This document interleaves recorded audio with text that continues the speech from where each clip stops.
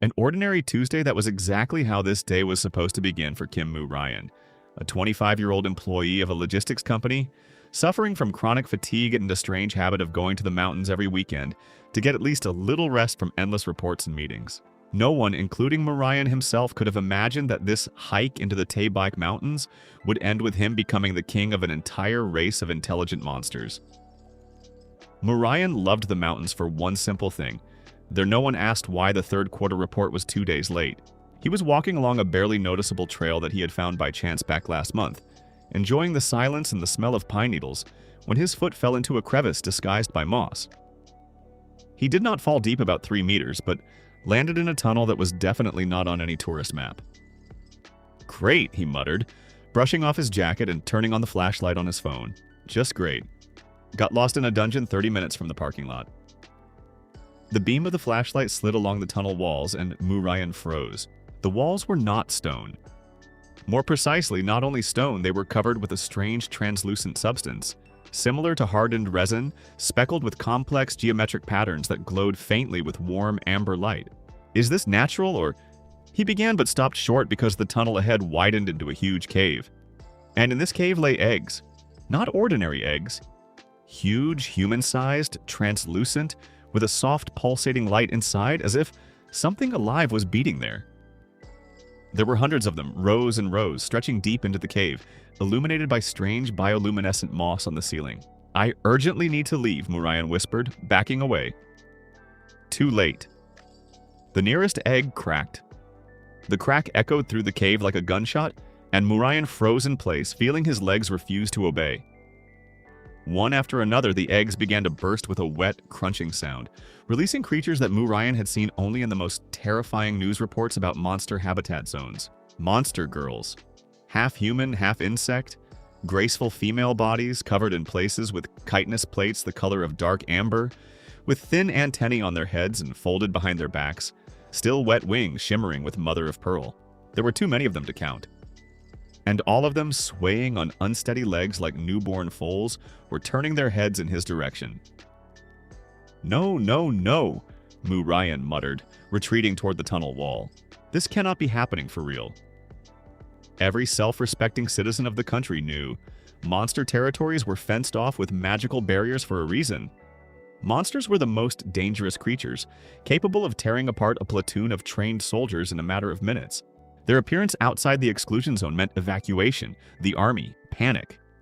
And he was standing in the middle of their nest, alone, without a weapon, with the phone discharged to 40%. His legs gave way on their own, and he collapsed to his knees, pressing his back into the tunnel wall, watching as dozens of pairs of compound, yet terrifyingly meaningful eyes looked straight at him. One of the monster girls, apparently the one that had hatched first, with more developed wings and a confident gait, took a step forward.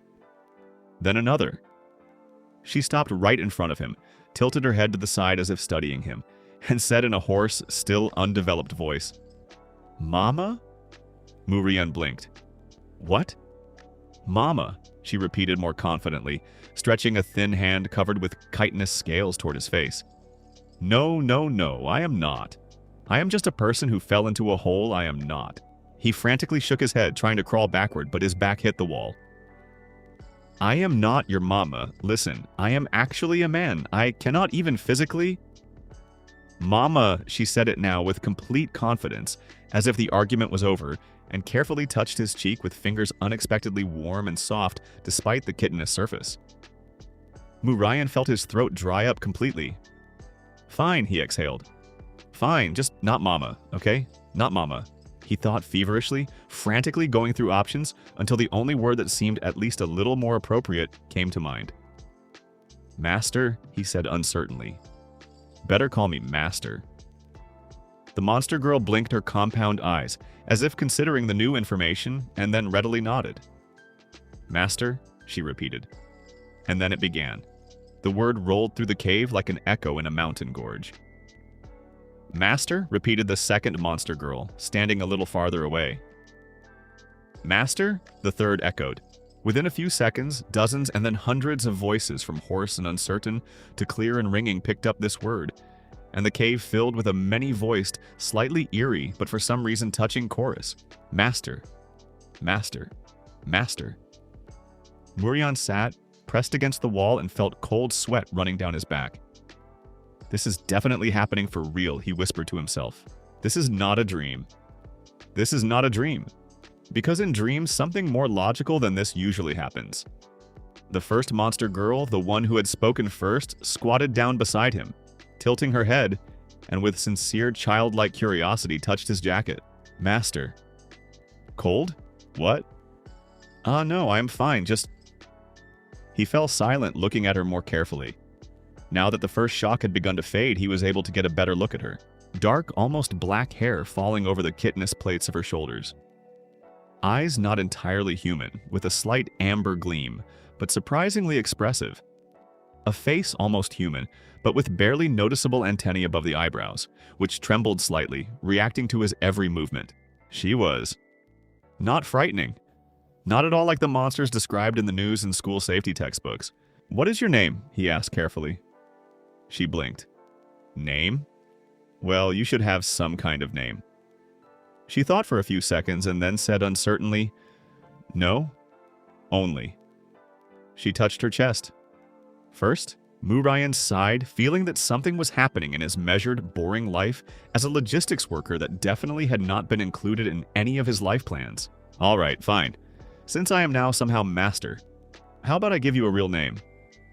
The first, now already named, brightened so much that her antennae fluttered joyfully.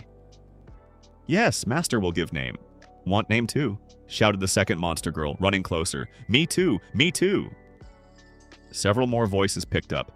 Murian felt something far heavier than simple surprise begin to settle on his shoulders. Responsibility. He understood. Staying here forever was not an option. The phone was running out of battery. There was apparently enough air in the underground cave, which in itself was already strange and required an explanation. But common sense demanded that he immediately get to the surface and call. Who? The army? Special services for monster control?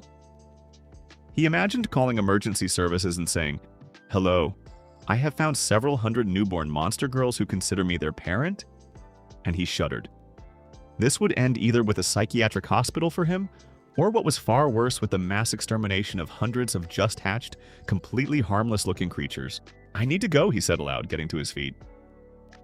The first Murian mentally called her that until he came up with a real name, instantly tensed.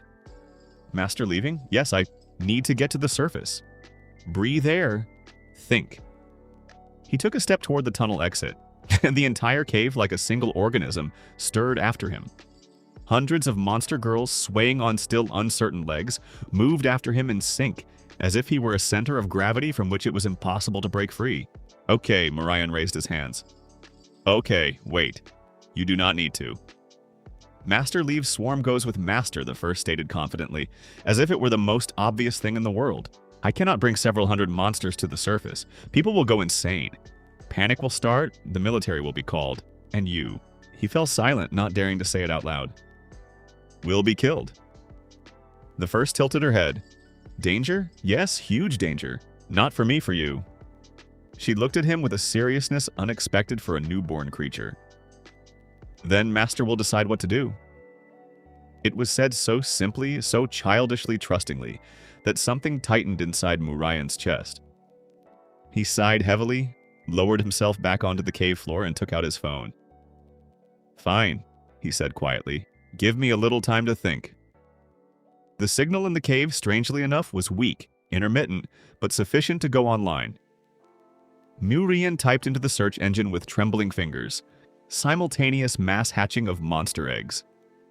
The very first result made him turn cold. An article from the portal of the National Center for Monster Research described an extremely rare phenomenon, recorded only a few times over the past century. Synchronous evolutionary clutch. According to studies, some species of swarm monsters, predominantly of the insectoid type, under certain ecological conditions are capable of producing a massive simultaneous clutch, from which an entire new generation of individuals hatches, an order of magnitude more developed than their predecessors. The key detail that made Murian's mouth go dry?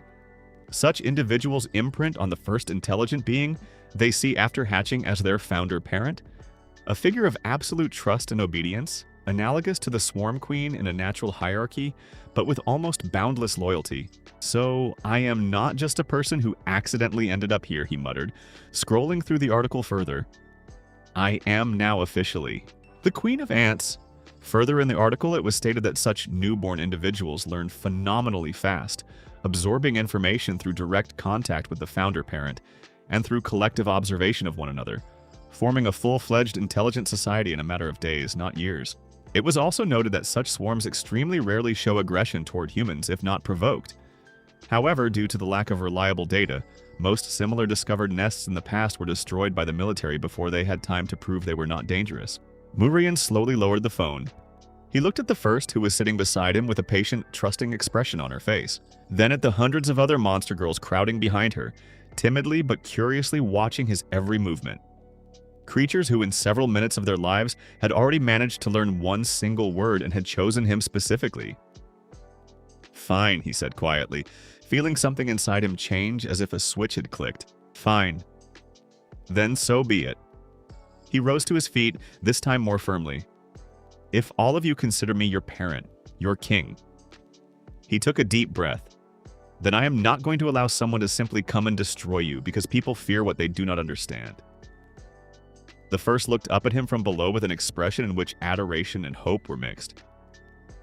"Master will protect the swarm?" Murian nodded, feeling a determination born in his chest that he had not felt even once in all the years of his boring office life. "Master will protect the swarm," he confirmed. "But first we need to learn a lot. And quickly." What happened next amazed even Murian, who had been prepared by the article. He started with the simplest things, explained how to speak more coherently, how to move on two legs more confidently, how to distinguish edible from inedible fortunately. An underground spring with clean water and strange glowing mushrooms were found in the cave, which, apparently, were edible for insectoid organisms. By the evening of the first day, the first was already speaking in simple but coherent sentences. By the morning of the second day, a dozen monster girls, including the first, had independently organized a reconnaissance group that explored the side tunnels of the cave in search of additional sources of food and water. By the end of the second day, they brought back the prey of several mountain rodents, caught using surprisingly well-thought-out encirclement tactics that no one had taught them. "How did you do this?" Murian asked in amazement, examining the neatly butchered prey.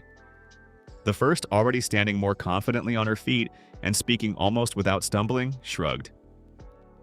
"We observed. Learned. Swarm memory." "Swarm memory?" "We share what we learn," she explained. "One learns, everyone learns faster." Murian felt a chill run down his back, not from fear, but from realizing the scale of what he had encountered. Collective intelligence, exponential learning, complete loyalty to one person. This was either the most amazing phenomenon he had ever seen, or the most dangerous force capable of overturning the entire balance of power in the world if it fell into the wrong hands. By the end of the third night, he gave the first a real name, Ara, which meant knowing, in honor of her amazing ability to grasp information faster than the others. Ara accepted the name with such sincere joy that for a moment her eyes almost glowed from within. The other monster girls also began receiving names from Murian, as each of them showed her own unique character traits and abilities. Hyayan, whose wings developed faster than the others, and who was the first to begin flying confidently through the cave, scouting the upper tunnels. Danbi, who possessed unusual tactical quick-wittedness and organized the first successful hunt. So Yan, quiet and observant, who took on the role of guardian of the younger newborn sisters, still unsteady on their feet. Ji-yu, the most curious of all, constantly exploring new tunnels and bringing finds, among which old coins and fragments of something resembling ancient armor were discovered, indicating that this cave had been used by someone long before the swarm appeared. By the end of the first week, the swarm had transformed from a chaotic mass of newborn creatures into an organized, though still primitive, but clearly intelligent society, with a clear structure, distribution of duties, and, most surprisingly of all, the beginnings of their own culture. They began decorating the cave walls with simple but elegant patterns of glowing moss, clearly inspired by the natural patterns on their own eggs. Murian, during this week, practically did not sleep, torn between attempts to teach them everything necessary and feverish searches on the internet for information about how one could even legally protect an entire race of intelligent monsters from inevitable destruction if the authorities learned about them. On the 8th day, sitting on an improvised throne, a large flat stone that Danby and several other girls had decorated with patterns woven from underground vines, Mu Ryan made a decision that forever changed his life. "We need to legalize your existence," he said to Ara. Hayeon, Danby, Soyeon, and Jiu gathered around him, who during this week had become his unofficial counsel. "Legalize?" asked Ara, whose vocabulary could now compete with that of a university graduate. According to the law, all discovered concentrations of monsters outside registered zones are subject to immediate neutralization by military forces, Mu Ryan explained grimly, scrolling through legislation on his phone. "If they learn about you before I manage to do something, all of you will be destroyed, without even trying to figure out whether you are dangerous or not." Danby frowned, her antennae twitching irritably. "That is unfair." "The world is rarely fair," Mu Ryan sighed. "But there is one way. According to international conventions on intelligent species, if it is possible to prove that a race of monsters has a sufficient level of intelligence, language, culture, and peaceful intentions, registration of an autonomous territory under the protectorate of the UN for intelligent non-human species is possible." "Is it difficult?" Soyeon asked quietly. "Incredibly difficult," Mu Ryan answered honestly. "It will require evidence, negotiations, possibly a public demonstration of your abilities before a commission that is more likely ready to shoot you on the spot than to listen." Hayeon, always straightforward, crossed her arms over her chest, a gesture that she had clearly adopted from Mu Ryan himself during this week. "Then we will be ready. We will show that we are not dangerous. This may be very risky," Mu Ryan warned. "One wrong step and everything will end in tragedy." Era looked at him with absolute, unshakable confidence. "Master will lead us. We believe." Mu Ryan felt this simple phrase press down on his shoulders with weight, but at the same time fill him with a determination unlike anything he had ever experienced in his entire gray office life. "Good," he said firmly, rising from the stone throne. "Then we will start small. First we will go to the surface, but carefully, secretly to assess the situation. Then we will contact someone from the Center for Monster Research, who may be willing to listen and not immediately open fire." "And if no such person is found?" Jiu asked quietly. Mu Ryan fell silent for a moment, looking at dozens of pairs of eyes fixed on him with complete trust. "Then we will find another way," he said firmly, "because I swore to myself that I would not allow anyone to destroy you simply because you are different from what people are used to." Silence hung in the cave, not tense, but full of a new, only just emerging determination. Thus began the story of Kim Mu Ryan, an ordinary office worker who became the king of the swarm, whose fate from now on was inseparably connected with hundreds of monster girls who entrusted him not only with their lives, but also with the future of an entire new civilization. The plan was simple on paper and incredibly difficult in practice. Get to the surface with a small group, assess the situation, understand whether any of the swarm had already been noticed by random tourists or foresters, and return unnoticed. Mu Ryan took 3 with him. Ara for her fast learning and prudence, Hayeon for her ability to fly and quickly assess the terrain from above, and Danby for her tactical instinct, which had already proven useful more than once in organizing hunts inside the cave. "Hide your wings under the jacket," Mu Ryan ordered, handing the girls spare clothes borrowed from his backpack, which fit with extreme reluctance because of the chitinous growths on their backs. "Antennae. Well, the antennae will simply have to be combed under the hood and hope no one looks closely." "We will look strange," Era noted, critically examining herself in the dim reflection of the underground pond. "We will look like people in baggy clothes, and that is already progress compared to monsters from the exclusion zone." Mu Ryan sighed. The climb up the crevice took more than an hour. The girls, despite all their natural agility, were not yet fully used to human clothing, which interfered with moving the way they wanted. When they finally got to the surface, the fresh mountain air hit their faces unexpectedly sharply after a week spent in the cave. Ara froze, looking at the sky with wide-open eyes. "This," she whispered. "Is this the real sky?" "Yes," Mu Ryan answered quietly, involuntarily touched by her reaction. "Real." Hye-yeon also froze, looking upward with an almost reverent expression on her face, and her fingers trembled involuntarily, as if the wings under her jacket were yearning to burst out. "I want to fly," she whispered. "Not now," Murayan said quickly. "Later, I promise." They moved down the trail carefully, keeping to the shade of the trees, avoiding open areas. Murayan kept checking his phone whether any reports had appeared in the news about spotted monsters, about military patrols, about anything that could indicate that they were already being searched for. So far, everything was quiet. Too quiet, as it turned out. The sound of engines reached them before they had time to react. "Down!" Murayan barked, grabbing Era by the hand and pulling her behind dense shrubbery. Danby and Hye-yeon reacted instantly, diving into cover with an instinctive grace that any Special Forces soldier would envy. Through the foliage, Murayan made out 2 army SUVs with the emblem of the Center for Monster Research, slowly moving along a dirt road nearby. From the speaker of one of the vehicles came a metallic voice repeating the standard announcement about an increased readiness level in connection with a recorded magical anomaly in the area of the Taebaek Mountains. An anomaly. They have already sensed something. "Master," Danby whispered quietly. "Are they looking for us?" "Possibly," Murayan answered just as quietly. "Most likely they recorded the magical surge from the mass hatching. Something like that is difficult to hide completely." Hye-yeon tensed, her eyes narrowed, watching the vehicles with the wariness of a predator. "Are they dangerous for us?" "If they see us, yes," Murayan answered grimly. "They shoot without distinction if they decide they are dealing with hostile monsters." The SUVs stopped about 50 meters away. 3 people in protective armor with weapons clearly not intended for ordinary beasts got out of the first one with enchanted runes along the barrels, judging by the faint bluish glow. One of them, judging by the patches, the patrol commander, raised a portable scanner and began moving it over the area. The device beeped. Murayan turned cold. "Residual magical signature detected," the commander's voice rang out. "Direction southwest toward the cave massif. Exactly where the swarm was hiding." "We need to lead them away," Era whispered, instinctively understanding where everything was heading. "How?" Murayan asked just as quietly. "We have no weapons, no." Danby suddenly tensed sharply, looking off to the side. "I have an idea."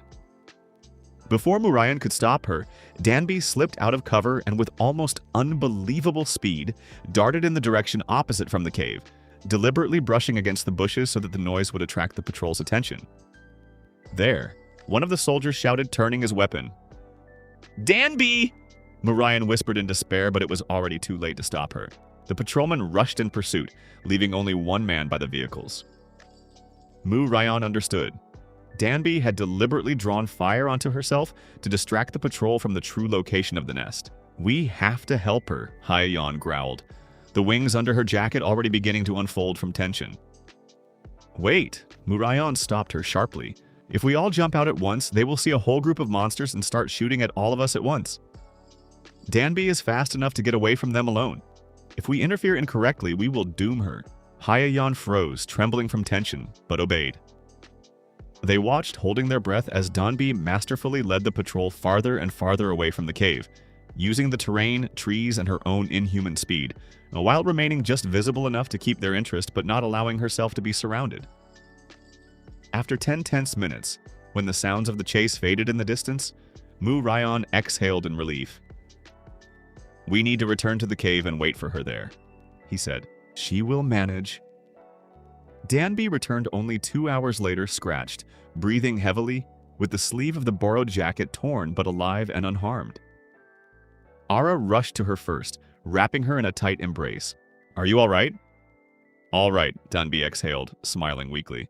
"Led them several kilometers to the north. Then I left through a stream along the water. They did not track me." Murayan felt the tension that had bound him for the last 2 hours let go. "That was incredibly risky," he said sternly, although relief mixed with pride was clearly heard in his voice. "You could have died." Danby shrugged, still breathing heavily. "The swarm is more important than me alone." This simple, sincere statement struck Murayan straight in the heart. "No," he said quietly but firmly, lowering himself to one knee in front of her. "You are important too. Each of you is important.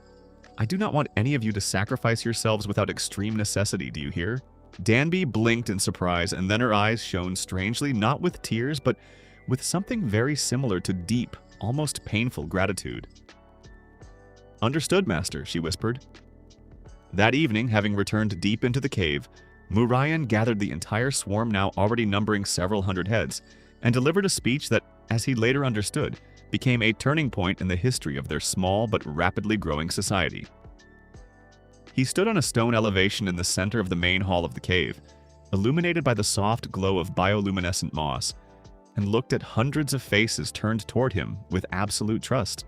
"Today, Danby risked her life for all of you," he began, and his voice, amplified by the acoustics of the cave, spread throughout the hall. "And she did it without hesitation because she believes that the swarm is more important than one life." He paused, sweeping his gaze over the faces from Ara and Hee-yeon to the youngest monster girls, still unsteady on their feet, who had hatched only a few days ago. "But I want all of you to understand one thing," he continued more firmly. "I am not going to be a king who sends his subjects to death for the survival of the rest. Each of you is not just a part of the swarm. Each of you is a person, with her own name, her own character, her own value." A quiet, astonished whisper passed through the hall. "We will face a world that fears us because it does not understand," Murayan continued. "A world that would rather destroy what it cannot explain than try to figure it out. But I swear to you, I will find a way to show people that you are not monsters in the sense they are used to thinking. That you are a new civilization deserving the right to exist." He raised his hand, and the amulet, more precisely, a simple pendant of woven vines that Ji-U had made for him a few days ago as a joke, but which he now wore without taking it off, gleamed in the light of the moss. "From now on, this is not just a swarm hiding in a cave," he proclaimed. "This is a nascent state. We will have our own territory, our own laws, our own rights. And I, as your king, take upon myself the obligation to achieve this recognition at any cost, but without unnecessary sacrifices." The hall exploded, not with cries of horror, but with an enthusiastic, many-voiced hum of approval. Thousands, for now hundreds of voices merged in a single surge of hope. Ara, standing closest to the elevation, looked at him with an expression that was difficult to describe in words, a mixture of adoration, pride, and absolute, unshakable faith. "For the king!" she suddenly shouted. "For the king!" The others picked up, and the sound of their voices rolled through the entire cave in an echo. Murayan stood, feeling the burden of responsibility pressing on his shoulders stronger than ever, but at the same time feeling a strange, unfamiliar sense of purpose. A real, important purpose worth living for.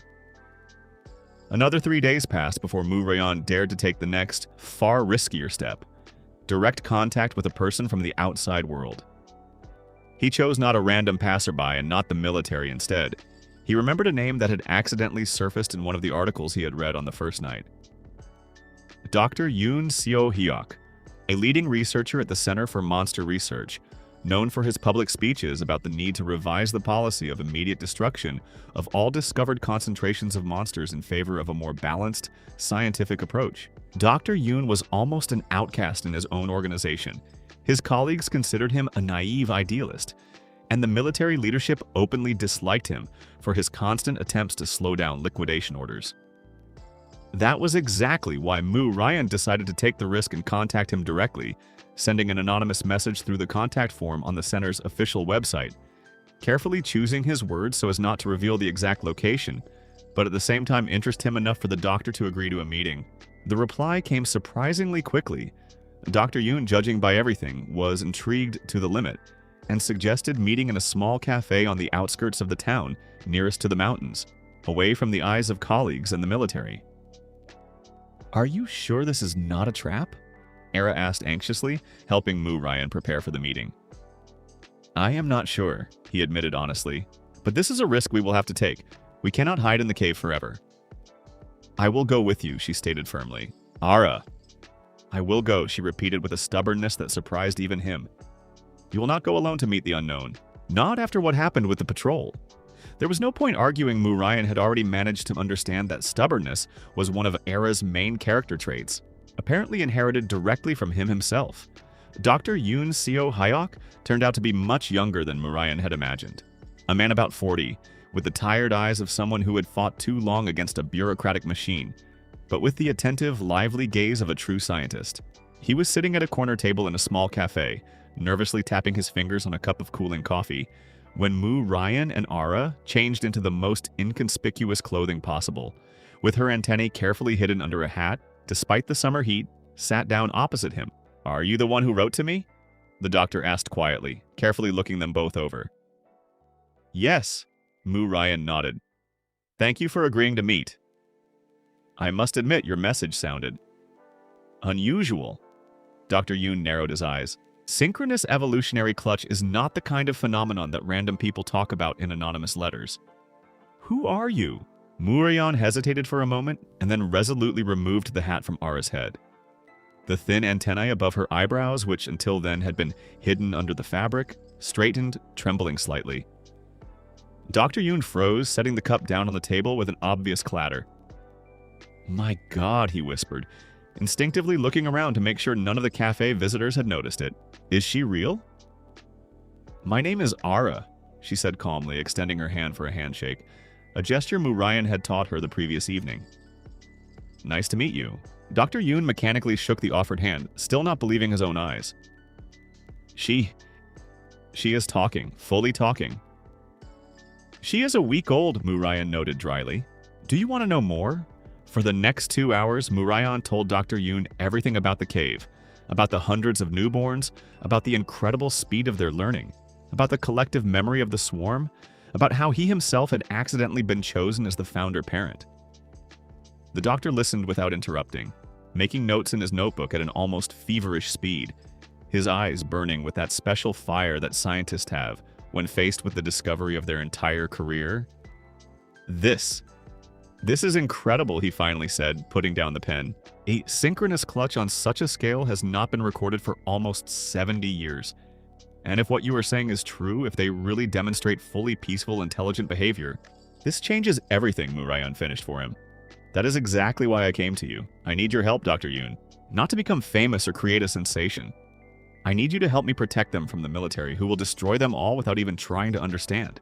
Dr. Yoon remained silent for a long time, thinking over what he had heard. "This will be incredibly difficult," he finally said. "Military command does not like taking risks. For them, any concentration of monsters is a threat that is easier to eliminate than to study. I will have to gather irrefutable evidence of your swarm's peaceful intentions, and convincing enough to overcome resistance at the top. What do you need for that?" Mu Ryan asked. "A demonstration," Dr. Yoon answered seriously. "An official controlled demonstration of their intelligence, communication abilities, and, most importantly, lack of aggression before the Commission for Intelligent Non-Human Species. But this is a huge risk. If something goes wrong, if even one of them shows aggression during the demonstration." "That will not happen," Ara said firmly, speaking for the first time in a long while without a direct question. "We do not want war. We only want to live." Dr. Yoon looked at her with a long, studying gaze. "You know," he said quietly, "in 15 years of working at the center, I have never once heard a monster say anything like that. Usually we deal either with pure instincts or with outright hostility. What you are saying, it changes my entire understanding of the nature of intelligent species. Organizing the official demonstration took almost 3 weeks, Dr. Yoon, risking his own reputation and career, used all his connections and authority to convince the Commission to at least consider the possibility of peaceful negotiations instead of an immediate military operation. Meanwhile, life in the Cave of the Swarm continued to develop rapidly. Hae-yeon organized an entire system of aerial reconnaissance, using the developed wings of dozens of sisters to patrol the surroundings of the cave and give timely warning of approaching outsiders. So-yeon took on the training of the younger generation, those who had hatched last and still needed additional care, organizing something like an improvised school right in the side tunnels of the cave. Ji-yu continued exploring the deeper parts of the cave complex, discovering several more ancient artifacts, including half-ruined walls with mysterious writings, which, according to Dr. Yoon's assumption, could have belonged to one of the ancient monster civilizations that existed long before the establishment of the modern boundaries of the exclusion zones. Dan-bi, having recovered from the risky sortie with the patrol, took on teaching the others the basic principles of self-control and discipline skills critically important for the upcoming demonstration, where any involuntary aggressive reaction could turn into a catastrophe. Mu Ryan, meanwhile, practically did not sleep, torn between training the swarm, developing a strategy for the demonstration together with Dr. Yoon, and trying to find at least some way to preserve the remnants of his former life, including the job he had long since skipped without explanation. "You need to rest," Ara noted one late evening, finding him sitting at the cave entrance with a face drawn from exhaustion. "I cannot," he sighed. "Too much is at stake." Ara sat down beside him, her antennae trembling slightly with worry.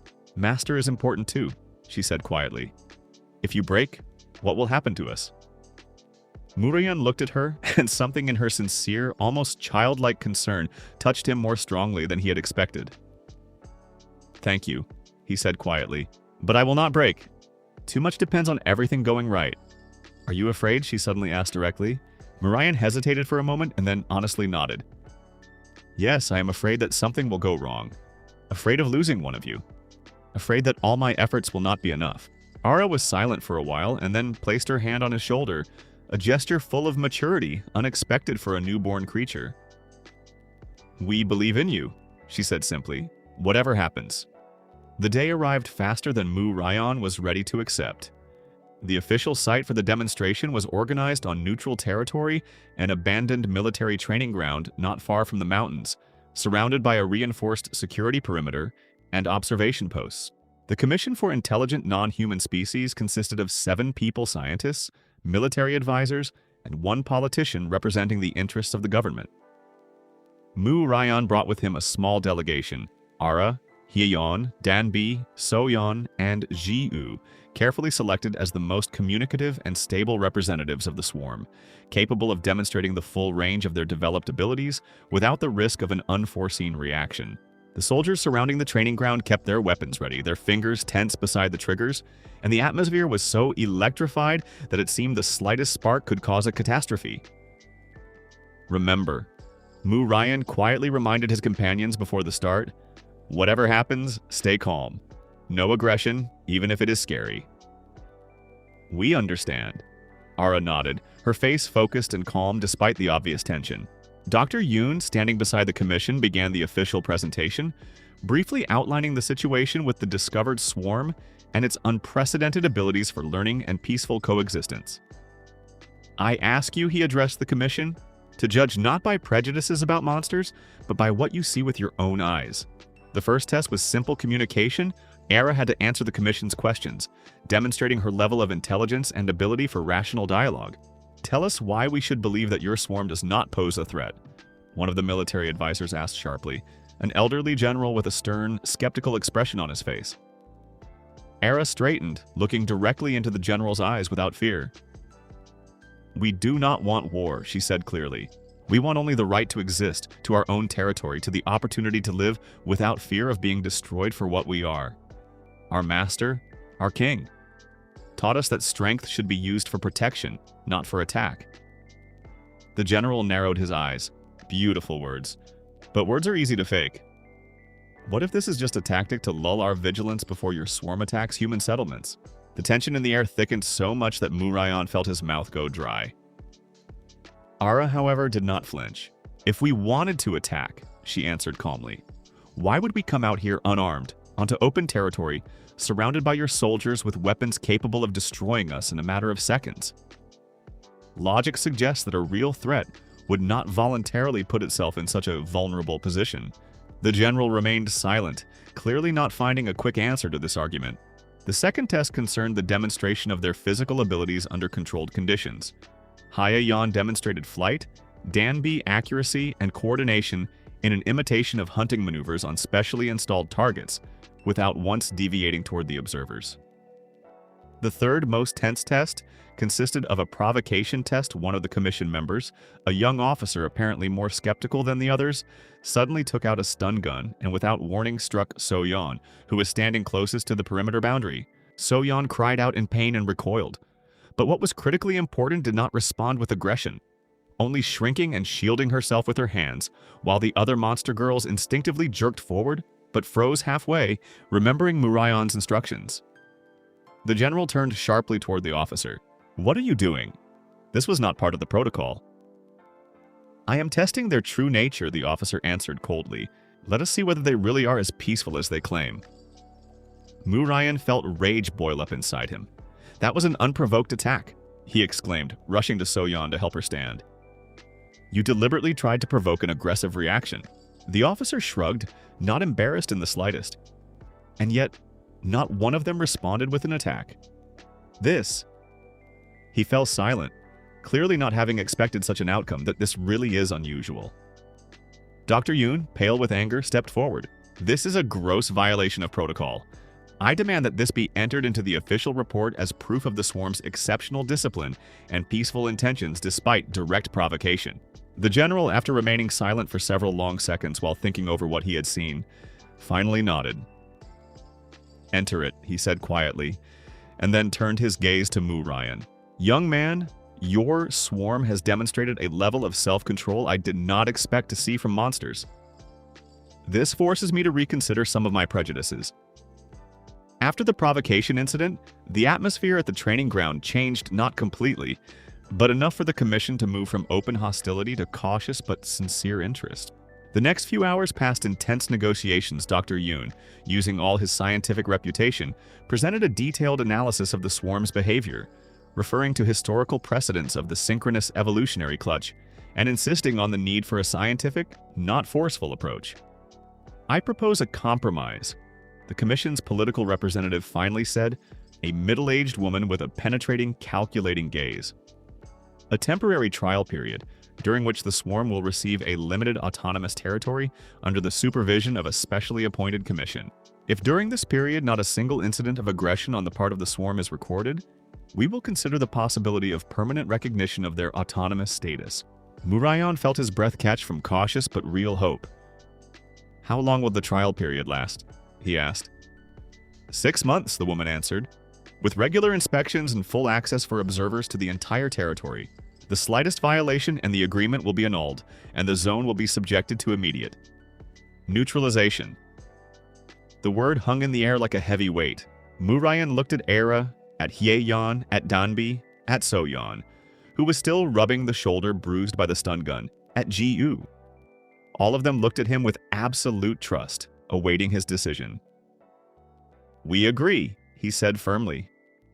The general nodded slowly, still clearly not fully convinced, but ready to give them a chance. Good. We will prepare the official documents. But remember, young man, responsibility for every action of your swarm now officially lies with you. I understand, Mu Ryan answered firmly, and I am ready to bear it. Dr. Yoon, standing nearby, quietly exhaled with obvious relief, and then turned to Mu Ryan with a tired but sincere smile. Congratulations, Your Majesty, he said quietly with slight but respectful irony. It seems you have just received the first official recognition of your little state. Era, standing beside him, took Mu Ryan's hand, a gesture that had become familiar over the past weeks, and her eyes shone with pride and hope. This is only the beginning, she whispered. Mu Ryan looked at the cloud-covered sky above the training ground, feeling both relief and anxiety from the realization that ahead lay a long, difficult path of establishing the first recognized state of intelligent monsters in history. But, looking at the faces of his companions filled with hope, trust, and determination, he understood that he was ready to walk this path to the end, no matter how difficult it turned out to be. The official territory of the swarm turned out to be not the majestic piece of land any monarch would dream of, but a former training ground with half-ruined concrete hangars, an old observation tower, and a strip of forest along the perimeter. But for Mu Ryan, it was still like receiving an entire continent. Is this our home? So-yeon asked quietly when they crossed the boundary of the designated zone for the first time. She looked at the leaning buildings as if afraid this was a mirage and everything would disappear in a second. Yes, Mu Ryan answered. At least officially, yes. Era slowly ran her fingers over the post with the sign on which the temporary mark of the autonomous residence zone for intelligent non-human species had just been fixed. The metal was still warm from the sun. We have a border, she said almost in a whisper. That means now there is a place that cannot be taken away without reason. Without reason, yes, Mu Ryan corrected gloomily. But people almost always find a reason if they want to take something away. Danby, standing nearby, surveyed the surroundings with the practicality of a commander. The walls are old. The tower is suitable for observation. The hangars can be converted into housing. If we get materials, we will build a defensive perimeter. Hayayan had already managed to fly up onto the roof of the hangar and was now waving to them from there. There is a good view here, and the wind is strong. I can watch the perimeter from the air. Murayan looked at them and felt a strange sensation, as if he had not simply brought children to a new home, but had helped a new country be born. A new civilization. Not in theory, but before his eyes. At that moment, a convoy of vehicles with the emblems of the Center for Monster Research drove up to the training ground. Dr. Yoon Seo-hyuk got out of the first car, followed by several employees with boxes, tablets, and technical equipment. "We brought a basic camp and equipment set," Yoon said, removing his glasses and tiredly rubbing the bridge of his nose. The general staff agreed to temporary supplies, not out of the kindness of their hearts, of course, only because everything is too clearly visible on the demonstration cameras to hush it up. Murayan smirked. "So we do live in a world where reality sometimes defeats prejudice." "Do not flatter yourself," Dr. Yoon answered. "We will see how many people are ready to accept this miracle in practice."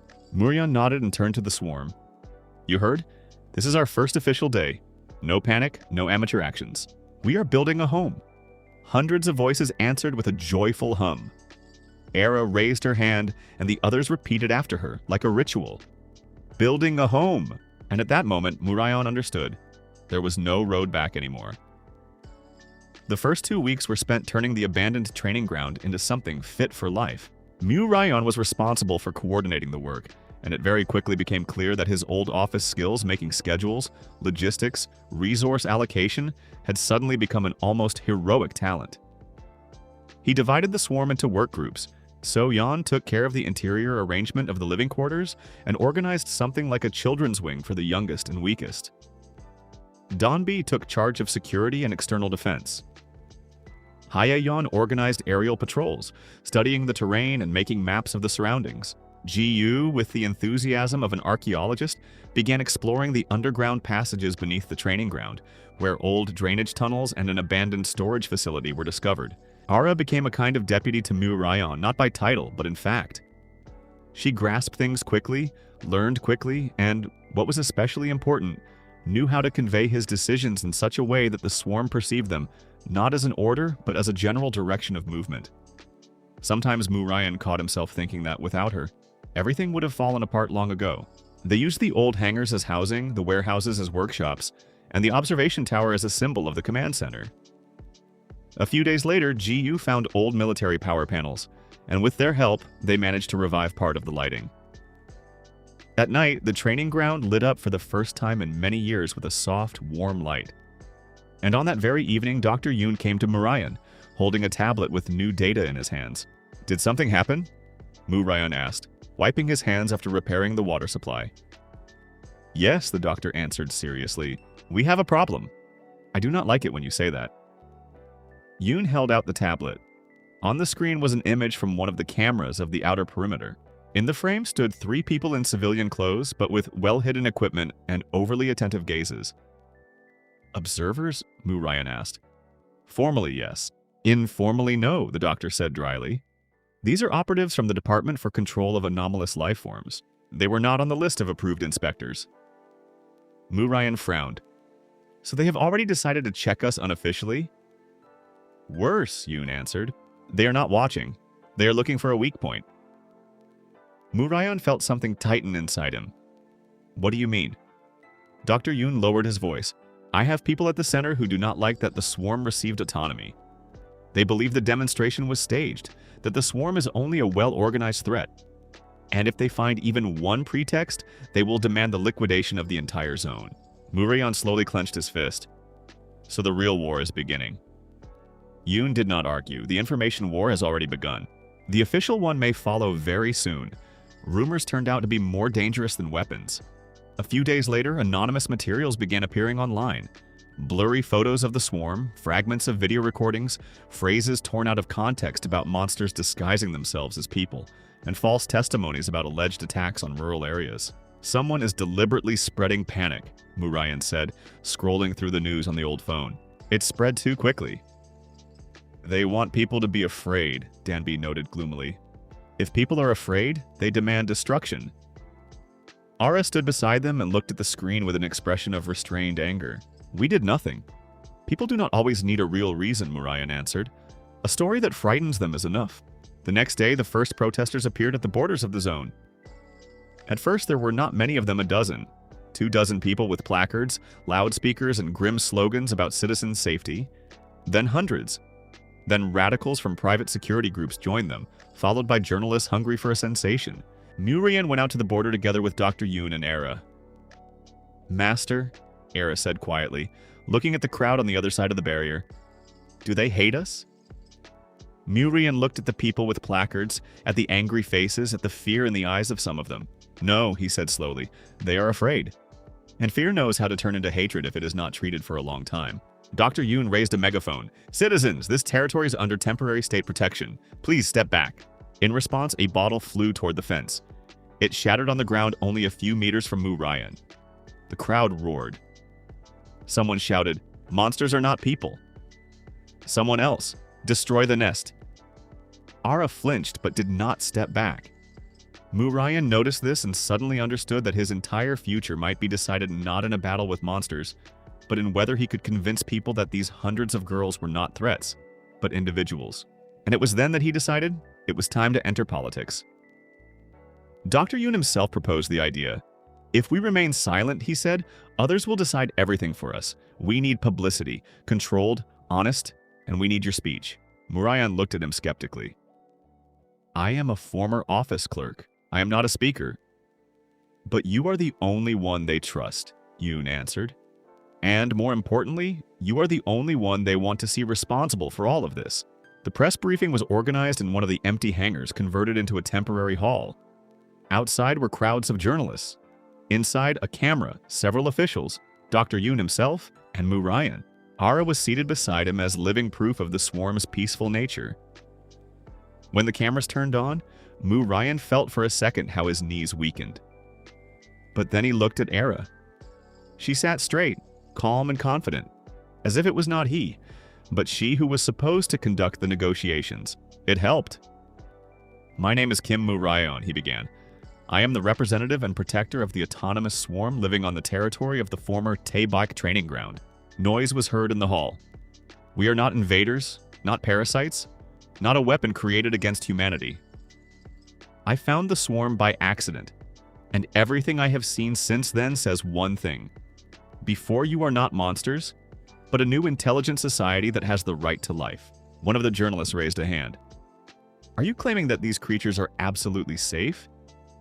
Murayan shook his head. No, just like people. Any intelligent being can be dangerous if driven into a corner, but they have not shown aggression without reason. On the contrary, they helped me and proved their ability to learn, discipline, and cooperate. Another journalist asked sharply, why should we believe you and not government experts? Murayan was silent for a while. Because the experts who saw them decided not to lie to themselves. And because if you now decide that fear is more important than facts, you will repeat a history in which those who were not understood have already been destroyed too many times. Silence hung in the hall. Ara looked at him with pride, and then suddenly stood up herself. The cameras immediately turned to her. She inhaled as if preparing to jump into the unknown, and spoke clearly, distinctly, without the slightest tremor. We do not want war. We do not want your cities. We do not want your children. We want only to live on our land, to learn, to build, to protect ourselves. If you are afraid of us, give us a chance to prove that fear was a mistake. This became the moment that spread through the news within a few hours. But along with recognition came a new wave of hatred. A week after the briefing, saboteurs infiltrated the zone. Murayan realized it at night, when Hyeyeon from the upper tower noticed flashes of light near the northern perimeter. Intruders, 3 of them, she shouted, diving down from the roof and spreading her wings. Danby was already there, intercepting one of the saboteurs before he had time to activate the device on his belt. Bomb! She shouted. Murayan barely managed to push Era aside when the explosion thundered. The blast wave knocked out the windows in the hangars and overturned part of the equipment. Several younger monsters screamed in fright but were immediately covered by So-yeon and the others. Do not let them through, Murayan shouted. One of the saboteurs, hiding his face under a mask, pulled out an artifact dart and aimed it straight at Era. Murayan did not have time to think. He rushed forward and covered her with himself. Pain came sharp, Icy, the dart pierced his shoulder and numbness spread through his arm. "Master!" Ara cried out in horror, but along with the pain came rage. Mu Ryan, gritting his teeth, tore out the dart, grabbed the attacker by the collar, and slammed his face against the concrete floor of the hangar with all his strength. "One more time," he rasped, "and I will personally show you how a real defense organization works." The saboteur tried to break free, but Danby had already twisted the second one down, and Hee-yeon knocked the third one out of the air. When it was all over, they found traces of communication with the department for control of anomalous life forms on the equipment. That meant it was not just a private attack. It was an attempt to sabotage the autonomy from within. Mu Ryan stood, clutching his wounded shoulder, and understood. Now they had enemies not only outside, but also inside the state that was officially supposed to protect them. After the attack, he convened a full council of the Swarm for the first time. Not just a work meeting, but a real political council. Era, Danby, Hye-yeon, So-yeon, Ji-woo, several group leaders, and Murayon himself. They sat in the main hangar at a long table assembled from wooden panels and metal supports.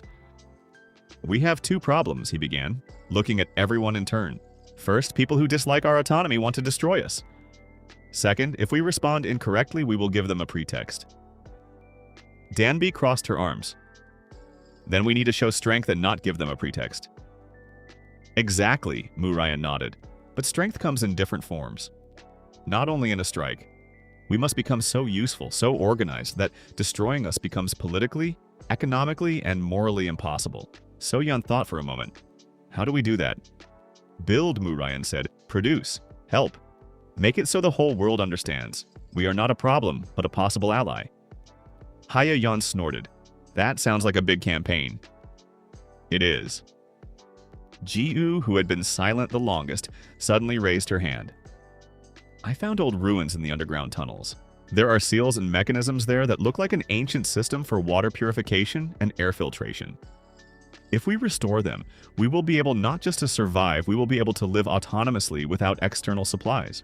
Murayan looked at her in surprise. "That is very important."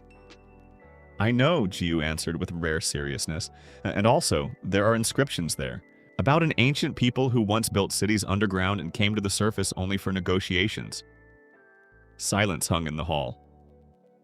"A city underground?" Murayan said slowly. "Then we have a historical precedent. A place where monsters were not simply hiding, but building a civilization." Ara looked at him with understanding. "Then we are not the first." "No," Murayan said. "But perhaps we are the first who will be able to prove it to humans." The expedition into the underground ruins became the first truly epic moment of the new state. Murayan led a small group there. Ara, Danby, Ji-woo, Dr. Yoon, and two technical specialists from the center, who agreed to work with the Swarm under supervision, at first with caution, then with growing curiosity. The journey itself took almost a day. The entrance to the ruins turned out to be hidden behind a collapse in the far forest sector of the zone. When they cleared away the stones, an ancient arched passage opened before them, covered with writings and symbols surprisingly similar to the ornaments that the Swarm was already using in the cave. "This is not a coincidence," Yoon said, moving the scanner along the wall. "This is the same cultural line." Inside, the ruins were enormous. Halls carved directly into the rock stretched for dozens of meters. Channels for water ran along the walls, and in the center of the main hall stood a round stone slab with an image of a swarm surrounded by people. "Look," Ji-woo said quietly, running up to one of the columns. Carved on it was an image of creatures similar to their swarm, but more ancient, with a crown of chitinous plates, and a symbol repeated again and again: union, autonomy, balance. Murayan ran his hand over the inscription. "They lived alongside humans?" "Judging by everything, yes," Dr. Yoon answered, barely restraining his excitement. "And not as slaves, as a separate civilization." It was incredible. So much so that for a couple of seconds, Murayan forgot to breathe. If he brought this to the surface, it would change everything. That was when they heard a noise from above. A cold metallic clank. The military. People from the Department for Control of Anomalous Life Forms had found the entrance. "That is impossible," one of the center specialists whispered. "Nothing is impossible," Murayan said dryly, grabbing Ji-woo by the hand and pulling her toward a side passage. "If someone really wants to find something, he will find it. Steps, commands." The creak of equipment were heard from above. Danby clenched her fists. "Give me 10 seconds and I will knock them out." "No," Murian said sharply. "If we beat them here, this will become the beginning of an open war. We need another exit." Ara raised her eyes. "A secret exit?" Jiyu had already rushed to the wall, examining the relief with her fingers. "There is a drainage tunnel," she said quickly. "This way. It leads to an old watercourse." "Then forward," Murian commanded. But it was too late. One of the operatives descended into the hall and saw them. "Contact!" he shouted, raising his weapon. Murian instantly stepped between him and the swarm. "Do not shoot.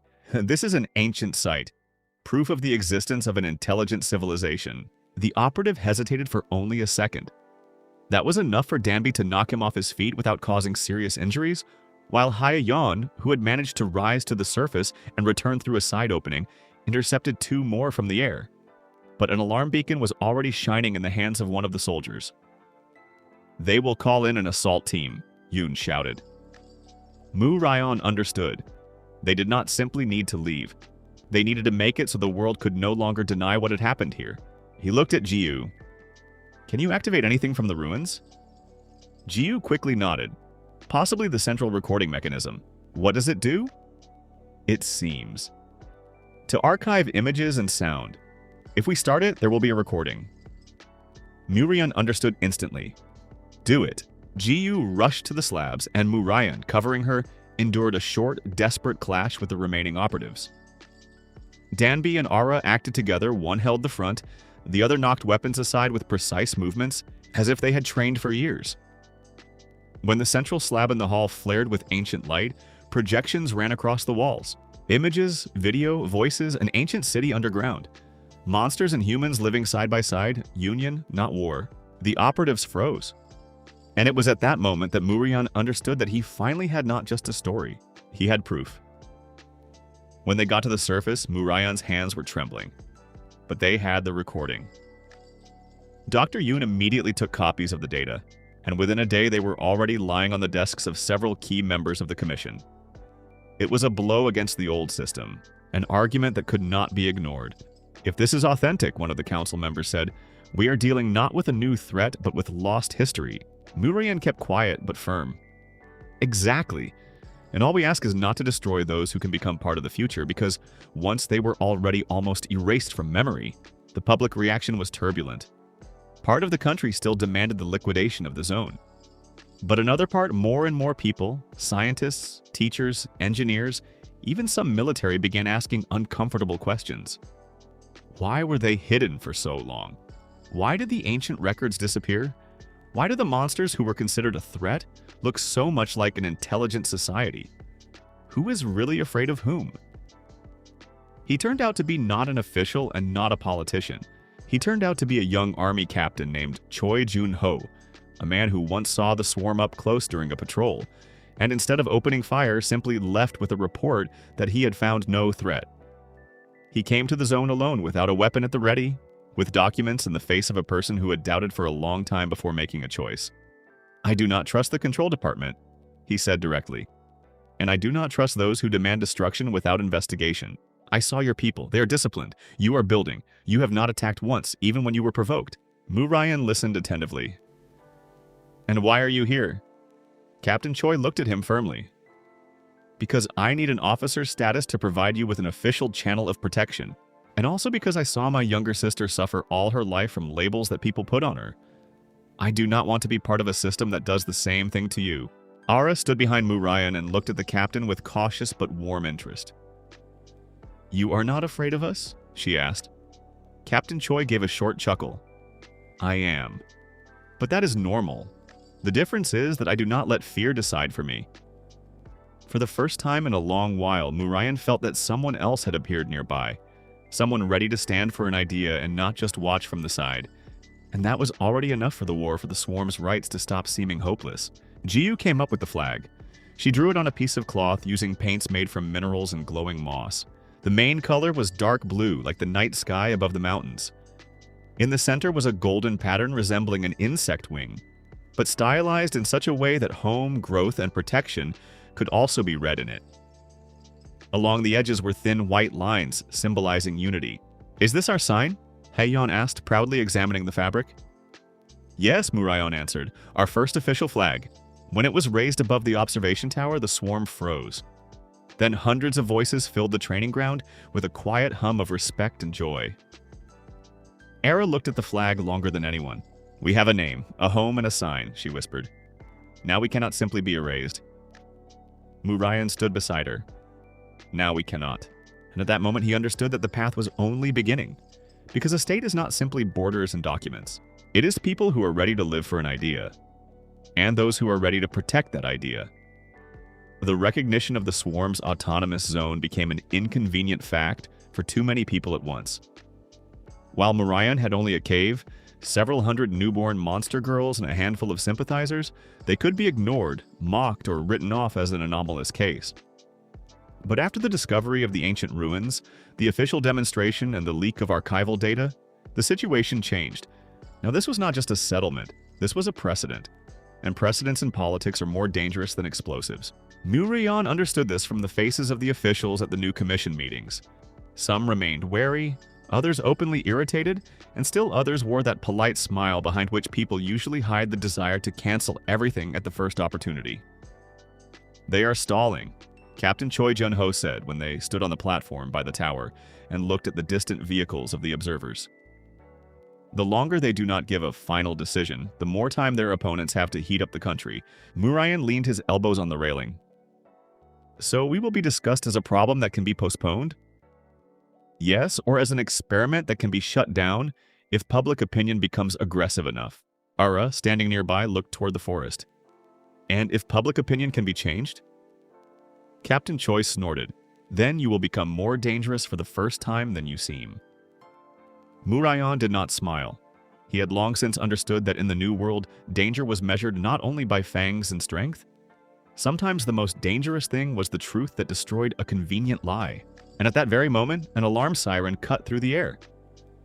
The signal came from the northern perimeter. Murayon was the first to grab the radio. "What happened?" Haeyeon's agitated voice burst from the speaker. "Movement at the outer gates." "A lot. Very many people." "And they have weapons." Murayon cursed and, already on the run, headed toward the command center. It was getting dark outside, and this added an ominous weight to the situation. When he ran out onto the observation platform, he saw under the reddening sky dozens and then hundreds of people streaming toward the zone's fence. Not journalists, not an official delegation, a crowd.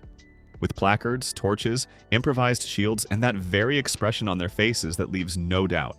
They had come here not to argue, but to pressure. "Radicals," Jun-ho hissed, already standing nearby. And it seems they are being fed by those same leaks from the department. Among the crowd, people in black vests with the symbols of private protective associations stood out. Such groups like to call themselves People's Self-Defense, but in reality usually simply looked for a pretext for violence. Are they going to storm us? Murayon asked. Jun-ho nodded. "Looks like it, yes. And not only storm us. Look." He pointed to several trucks with covered equipment. Murayon turned cold. Siege machines? Improvised, but yes, someone prepared seriously.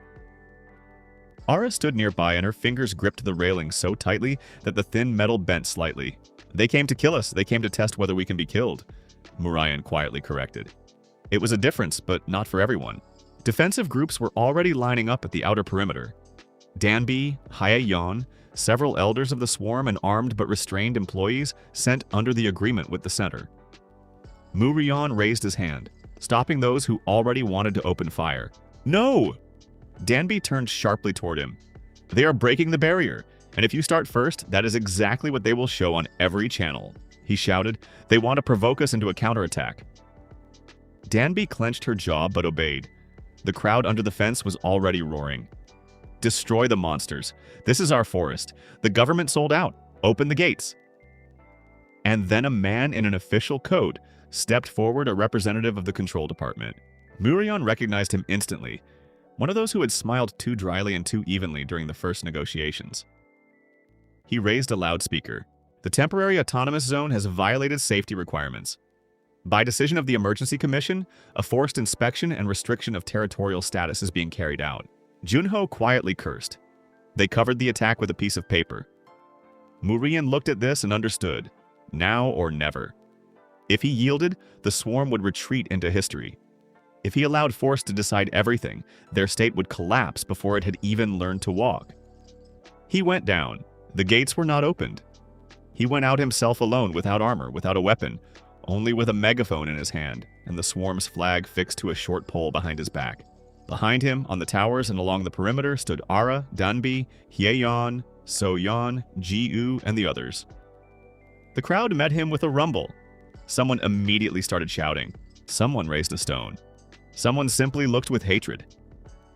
Murian raised the megaphone and began to speak. At first his voice trembled, but then grew stronger. My name is Kim Moo-Ryan. And yes, I am the very person who found the swarm.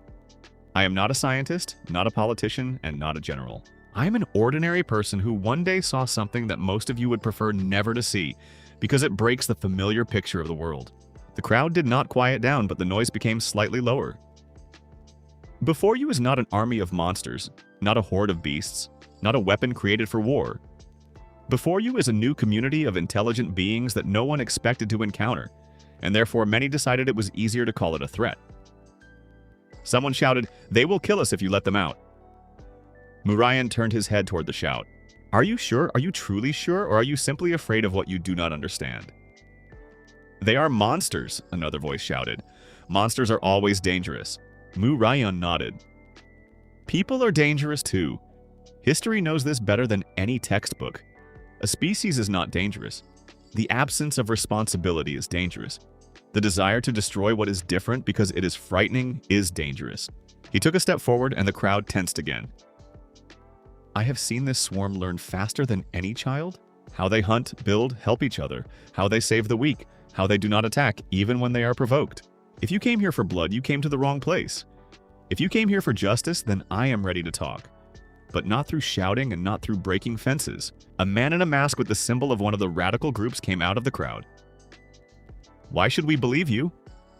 Murian did not even hesitate. Because I am standing before you without a weapon. Because behind my back are hundreds of beings who could already attack but do not attack. Because if I wanted war, I would not have come out to you alone. I would have ordered them to crush you before you even got close. He raised the swarm's flag. This is our sign, our home, our right to be alive. For a second, silence hung over the site, and that was enough. The first stone did not come from the crowd, from behind Murian's back. He did not even have time to turn around, only heard a sharp whistle and saw Era step forward, intercepting the blow with her hand. The stone hit her shoulder. But that was not the worst part. The worst part was that the stone had not been thrown by a protester. It had been thrown by one of the zone's security employees, a person who was supposed to protect the perimeter. Murian turned sharply. What are you doing? The employee stepped back with mad eyes. They will destroy us anyway, he shouted. Better now, while they are still weak. Danby knocked him off his feet in one movement. But the moment had already been lost. The crowd saw the movement, heard the shout, and exploded. Stones, bottles, metal flew toward the barrier. The security lines hummed from overload. Take cover, Junho shouted. But Murian did not move. He saw that Era holding her shoulder still remained in place. Not from fear, from trust. And that became the last straw. He stepped toward the crowd again. Stop! The voice sounded so strong that even part of the radicals instinctively froze. Murian raised his hand and Captain Choi, understanding him without words, activated the external sound amplifier on the tower. Now the entire site could hear his voice. If you want blood, then look at the one who has already spilled it. Look at the person inside your own structure who threw a stone at a defenseless girl. Look at how fear turns people not into protectors, but into murderers. He pointed at the traitor. The man tried to raise his weapon. He did not make it. Danby was already holding him by the arm, twisting the joint. Let go, he screamed. No, she said coldly. You wanted war, so you will get a trial. Murian continued, looking straight into the crowd. You came here because you were frightened. You were convinced that the swarm is an enemy. But an enemy does not stand before you with open hands. An enemy does not ask for law. An enemy does not build a home. An enemy does not protect the weak. He pointed to the rows of monster girls behind his back. They are just as alive as you. And if you start a war today, you will remember not that they attacked, but that people once again decided that the right to life must be earned by being like everyone else. The crowd was noisy, but no longer so confident. Someone lowered a stone. Someone took a step back. Someone began shouting at the radicals. At that very moment, spotlights flashed in the sky above the zone. The TV channels had arrived. Live broadcast. Mu Ryan understood it immediately when the cameras were aimed at him.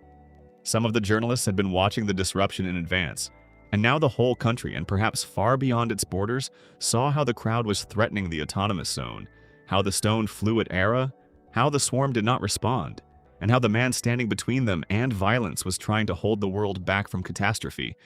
This was the turning point. Live on air. Mu Ryan slowly inhaled and said, no longer into the megaphone, but almost to the cameras. If you are watching this now, remember, this is not a battle of monsters against humans. This is a battle of fear against reason. He turned and raised his hand to the swarm members. And now show them who you are. Ara stepped forward first, not as a threat, as the face of a new state. Behind her came Hye-yeon, spreading her wings and shielding the younger ones with herself. Danby with a cold, composed expression. So-yeon with a bandaged wrist and a determined gaze. Ji-yu holding above her head the ancient slab with the symbols of the ruins. The others in rows, quietly but confidently. Era spoke first. We are not enemies. We are the swarm, and we are afraid too. But we do not answer fear with blood. We build. Her voice trembled, but she did not retreat. If you came to kill us, first look at those who told you that it was right. And if you came to understand, then listen. And for the first time that entire evening, the crowd did not immediately find anything to shout. The attack collapsed. Not because the radicals had suddenly become kinder, but because the live broadcast had done its work.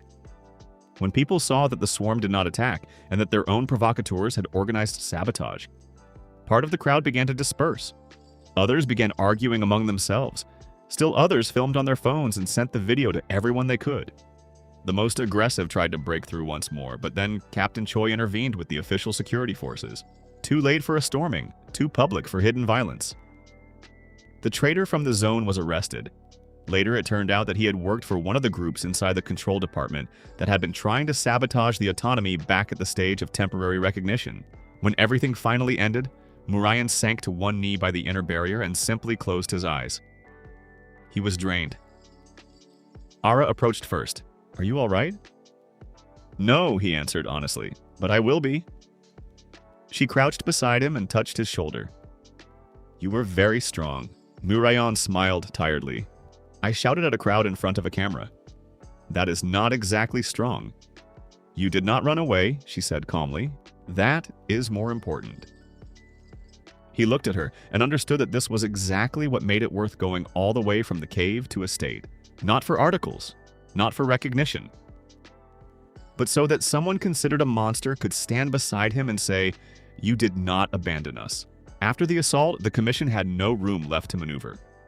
Under pressure from public opinion, evidence of sabotage, and open provocation, they were forced to sign a new agreement expanding the autonomous rights of the swarm. Now the territory received the official status of a protected zone. The creation of an observation council was planned, which would also include representatives of the swarm. Mu Ryan was invited to a state hearing as the head of the autonomous community. Thousands of people gathered in front of the parliament building, and no longer only opponents. Among them were journalists, scientists, students, parents with children, soldiers, officers, ordinary townspeople. When he stepped up to the podium, Ara and Captain Choi stood beside him. Today, he began, we are not celebrating a victory. We acknowledge that fear almost destroyed a chance for coexistence. But we also acknowledge something else. The chance is still alive. He paused, looking into the crowd and the cameras. The swarm is not asking for special privileges. We ask for the right to live, build, make mistakes, and correct them, like any intelligent society. We ask that difference not be considered a crime. Somewhere below, someone applauded, then someone else. Then almost the entire square? Not everyone. Of course, not everyone. But enough for the world to begin changing. And Mu Ryan understood. The state of monsters had truly been born.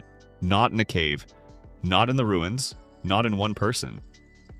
It was born at the moment when hundreds of beings and one ordinary person decided that they were allowed to be the future. The capital greeted Mu Ryan, not with ceremonial brilliance, but with a heavy, nervous hum. The streets around the government quarter were blocked. The roofs of neighboring buildings were dotted with snipers, and in front of the entrance to the ministerial complex stood rows of journalists, diplomats, and people who smiled too much to be sincere. This was the very kind of official world where every phrase sounded like a smile, and every smile like a threat. Mu Ryan got out of the car in a dark suit that sat on him almost awkwardly, as if reminding him that just half a year ago he had been arguing with his boss about the deadlines for submitting a report, and not going to defend the rights of his own state. Ara walked beside him, not as a companion in a decorative sense, but as a representative of the swarm, as the face of the autonomous zone, as a living demonstration that they were not hiding. Captain Choi Jun-ho moved slightly behind, in an official communications uniform, and that in itself was a symbol. Part of the army had already stopped considering the swarm a threat, at least in words. "Do not look at them as judges," Choi said quietly, leaning toward Mu Ryan.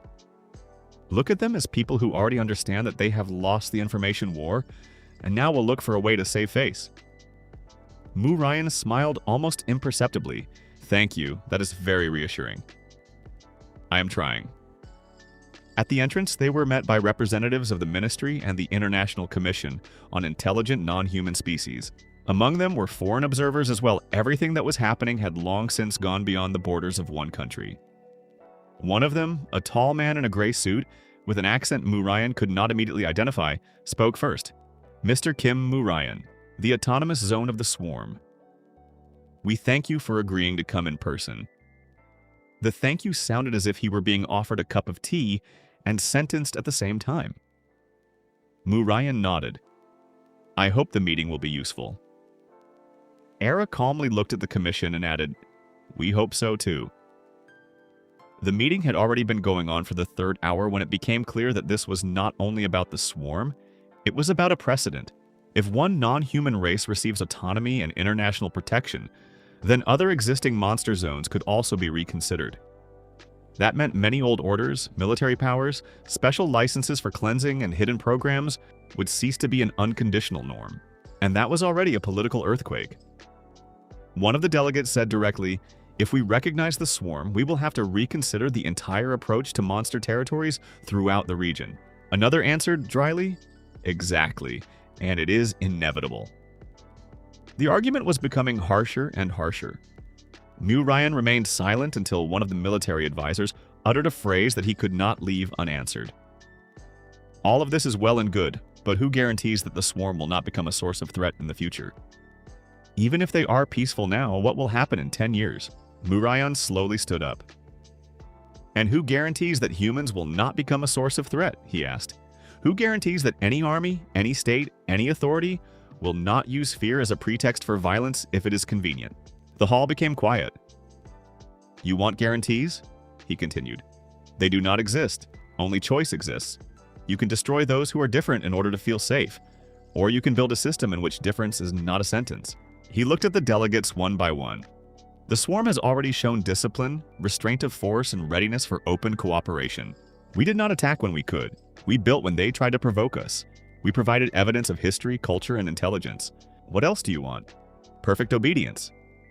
Then you are not discussing recognition, but slavery.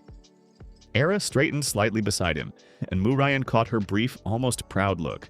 It was then that a representative of the external delegation took the floor, a woman from the Northern Union, about which Mu Ryan had previously only briefly heard in the news. "Our analysts have concluded that recognizing the swarm could become the first step toward creating a new interspecies treaty," she said. "But we want to make sure that the swarm's territory is truly capable of self-government." Mu Ryan had already opened his mouth to answer, but someone beat him to it. "It is capable," a voice sounded from the back row. Everyone turned around. Nioli entered the hall. Mu Ryan froze. She looked different from what he had expected to see in the capital. Not like a shadow princess, but like a full-fledged diplomat. A black dress, a thin silver brooch in the form of intertwined wings, A calm gait and that same look in which there was always a little more than she said aloud. "Forgive my lateness," she said unhurriedly. "Your commission is discussing the swarm as if it were an empty forest. But I came to remind you, you are discussing people who until recently were considered impossible." She stopped beside Mu Ryan. "And yes," Niali continued, "the autonomous zone is already demonstrating self-government. The structure of the swarm, their internal orders, distribution of duties, defense system, diplomatic contacts, and even rituals of public coordination, all of this already exists. The problem is not their capacity for statehood. The problem is your desire to decide who is worthy of the right to be called a state." A pause hung in the hall. Mu Ryan looked at her with brief bewilderment. "Where did you come from?" Niali slightly tilted her head. "I was invited." Surprising, yes. It turned out that diplomats sometimes need someone who knows how to speak about shadows without unnecessary fear. She turned to the commission. "The swarm is not a threat. It is a test. And right now you are deciding whether you are ready for a world in which intelligence does not have to look the same." To close the argument, Mu Ryan proposed one thing. "Give us a month," he said. 1 month for an official demonstration of self-government, security, and interaction with external structures. If we fail, you will receive the right to reconsider the status. If we succeed, you will recognize the swarm at the international level." The commission buzzed. It was risky, very risky, but fair enough that no one could call the proposal an evasion. The northern delegation agreed first, then 2 more observers. Then, under the pressure of facts, the chairman of the commission also nodded. 1 month, he repeated, and not a day more. Mu Ryan exhaled. It was not a triumph, not yet. But the door had opened. Returning to the zone, Mu Ryan discovered that their little state no longer resembled a temporary camp. It was a city. Though still loose, unfinished, creaking and damp in places, but already a city. Watchers stood on the towers. Workshops worked in the hangars. A school had begun operating in one of the old warehouses where the younger ones studied speech, history, and the basics of safety. And in the evenings, the soft light of moss and restored lamps burned over the entire zone. Ara met him at the gate. "You took a long time," she said, but without reproach. "Politics does not know how to be short, I noticed." He looked at her more attentively. "Did something happen?" Ara hesitated. Guests came. Mu Ryan frowned. "Who?" She stepped aside and 3 figures came out of the shadow of the hangar. The first external representatives of another monster zone. Mu Ryan felt everything inside him tense. "We did not come for a fight," one of them said, a tall woman with horn plates along her neck. "We came to see. If your swarm has truly received recognition, we need proof that this is not a trap." Mu Ryan understood instantly. The world was watching, and it was already impossible to stop. They turned out to be from a mountain zone where another species of intelligent monsters lived, more predatory, older, and far less trusting. Their delegation was cold, almost hostile in appearance, but without outright aggression. The meeting took place in an old hangar that they had not yet had time to fully rebuild. Mu Ryan, Ara, Danby, and Captain Choi sat opposite the guests. "You created autonomy with the support of humans," their representative said. "But humans always support what benefits them. How are we supposed to believe that tomorrow you will not be betrayed?" Mu Ryan answered at once. "You are not. You cannot believe. You can only verify." The woman narrowed her eyes. A bold answer. An honest one. "And if you are asked why you protect those whom your species has called monsters for centuries?" Mu Ryan looked at Ara, then at the others. "Because someone must be the first to say that the word monster is often simply a convenient excuse for fear. And because if the world ever changes, it will not change through hatred." Danby folded her arms across her chest. "We are not asking for love, we are asking for the right to live." The representative of the other zone remained silent for a long time. Then she nodded. "Then we will observe, and perhaps learn." Mu Ryan understood. This was the first bridge. Not the final one, but a real one. The month had almost expired when everything collapsed. Not because of the swarm, not because of another species of monsters, because of humans. One morning, a message came from the outer observation post about a mass movement of armed units toward the border of the zone. This time they were not radicals and not a crowd. They were official forces acting under the order of a closed commission inside the control department. Mu Ryan looked at the screen and felt everything inside him grow cold. "They want to sabotage the recognition before the vote," Captain Choi said, quickly reviewing the data. If the zone is lost or destroyed, they will not have to answer for the legal consequences. So they are ready to arrange a massacre just to avoid recognizing us? Ara said evenly. And for the first time, there was not just anxiety in her voice, but anger. Mu Ryan stood up. No. He looked at the map, then at the swarm's flag, then at the faces of those gathered around. This time we will not simply defend ourselves. We will show that we know how not only to survive. We will show that we are capable of stopping a war without becoming part of it. Danby raised her gaze. How? Murian slowly exhaled. Through truth. Through evidence. And through the fact that they will not be able to declare us aggressors if they themselves begin the attack under cameras. Captain Choi understood first. You want to put everything on live broadcast? Yes, it may work. It must. The attack began at night. First, the shutdown of part of the lighting, then an attempt to jam communications, then strikes against the perimeter, fast and precise, like those of people used to acting against poorly armed targets. But the swarm was no longer poorly armed. Hayayan raised reconnaissance groups into the air. Danby organized the defense of the northern sector. So-Yan evacuated the younger ones into the underground shelters. Jiyu activated the ancient filtration tunnels, which now worked as hidden transfer routes. Ara stood beside Mu Ryan in the center of the command hangar, and for the first time he saw how calm she could be in a real battle. Footage from the cameras ran across the screen before them. The military were breaking the outer fence. Armored vehicles moved behind them, and all of it was being filmed. It has begun, Captain Choi said quietly. Murian nodded. Then we turn on the broadcast. He pressed the button, and the whole country saw the first live image of official forces attacking the recognized autonomous zone of intelligent beings. Mu Ryan stepped out to the camera when the first clashes were already thundering outside. Ara stood behind him. At his sides were Danby, Hee-Yan, So-Yan, Ji-U, and other elders of the swarm. Captain Choi maintained contact with external allied structures, trying to slow the advance of the attackers by at least a few minutes. Mu Ryan looked straight into the lens and spoke. If you are seeing this, it means someone decided that truth is more dangerous than war. Today, official forces have invaded the territory of the autonomous zone of the swarm, without a final court decision, without international coordination, without the right to violence. This is not protection. This is an attempt to erase what turned out to be inconvenient for those accustomed to deciding fates without witnesses. His voice was calm, but rage boiled inside him. I say this to the people who can still stop. Right now, you are witnessing not a battle between monsters and humans. You are witnessing a battle between the future and old fear.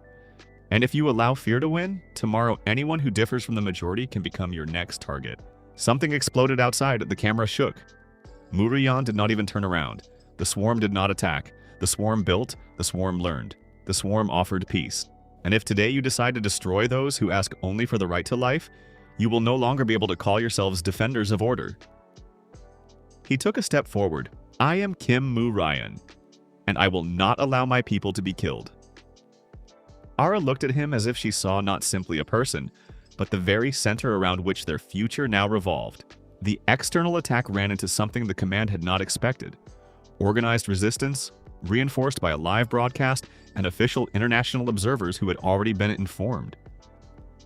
Captain Choi used his access to call not part of the department's forces, but neutral units formally subordinate to the interdepartmental protocol. It took time. Time they almost did not have. Caden? No, Marion. He had long since stopped mentally separating himself from that name. Inside the swarm stood at the front line when one of the armored personnel carriers failed and released an enchanted strike at the gates. They will break through the shield, Hayayan shouted from above. We will not let them, Danby roared. Ara stepped toward him. Give the order. Murayan inhaled. All groups do not pursue, only restrain. Not a single unnecessary strike. They want us to snap. Danby nodded. Hayayan shot upward. So-Yan and the younger ones retreated into safe corridors. Ji-U opened the hidden barriers of the ancient ruins, which were now integrated into the zone's defense system. And when the first armored vehicle nevertheless broke through to the inner line, it was met not by rage, but by a perfectly arranged defense. Ayla's ice walls? No. Atlantis was not here, but part of the monsters from the other delegation had already come to help. Light seals, shadow camouflage, aerial interceptions. Collective, disciplined, almost military, but not aggressive resistance. This was the moment when the world saw. The swarm knew how not only to ask, it knew how to defend itself. When the attack choked out, it was already near morning. The official forces retreated under the pressure of the broadcast, international observers, and the suddenly public failure of the operation. The control department lost the moral and legal initiative, and in the afternoon, the commission, now having no choice, announced temporary and then almost guaranteed permanent international recognition of the swarm's autonomy. This was not everything, not peace for centuries, not the end of the struggle. But it was a victory. Mu Ryan stood on the tower and watched as, for the first time over the zone, not the smoke of war rose, but the normal morning sun. Ara climbed the stairs to him and stopped beside him. "We survived," she said quietly. Mu Ryan nodded. "Yes." "And we were recognized." "Yes." She looked at him very attentively. "Did you know that you would succeed?" He smiled tiredly, humanly. "No. But I knew there was no other way." She was silent for several seconds. Then she said very quietly, "Then you really are my king." Mu Ryan did not answer at once, because at that moment he suddenly understood. He had been made king not by blood, not by an amulet, and not by laws. He had been made king by trust, and that was exactly why now he was obliged to live so that this trust would not turn out to be in vain.